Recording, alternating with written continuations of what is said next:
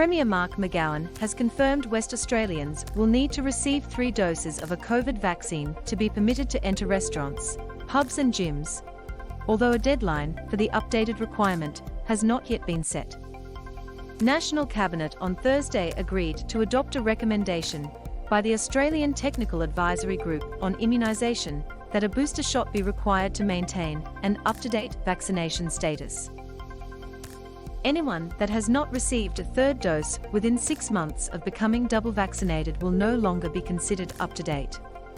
Mr. McGowan, who has previously said he expects proof of vaccination rules to be in place for years, confirmed 3 doses would be required at some point in the future. There's some technical update needed on the Service Australia app, which shares data with the Service WA app, and once that work is done, and when people are eligible for their 3rd dose, those sorts of requirements will kick in, Mr. McGowan said. Your cookie settings are preventing this third-party content from displaying. If you'd like to view this content, please adjust your cookie settings. To find out more about how we use cookies, please see our cookie guide. I'd have to take technical advice as to how you do it based upon a person's eligibility status. But at some point in time, I expect that will become part of the Service WA app arrangement.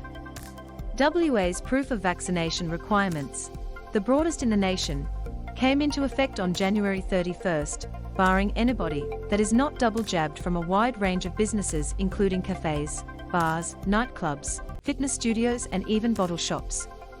More than 98% of West Australians over 12 have now had at least 1 dose of a COVID vaccine, while 94.2% are double jabbed and 49.1% are boosted. Despite the high uptake, Mr. McGowan said vaccine passports and mandates for workers in certain industries would remain in place longer term, and that they were a good incentive to get jabbed. What we've done has resulted in massive take-up of vaccines, Mr. McGowan said. Our 3rd dose rate is increasing, I think the fastest of anywhere in Australia. So our 3rd dose will get up there as quickly as anyone and perhaps beyond anyone else. And it shows whilst our mandate regime was tough, it's actually been effective. And I know, of course, a lot of pushback, but we're trying to save lives here. National Cabinet agreed international arrivals into Australia will continue to be classified as fully vaccinated after just 2 doses.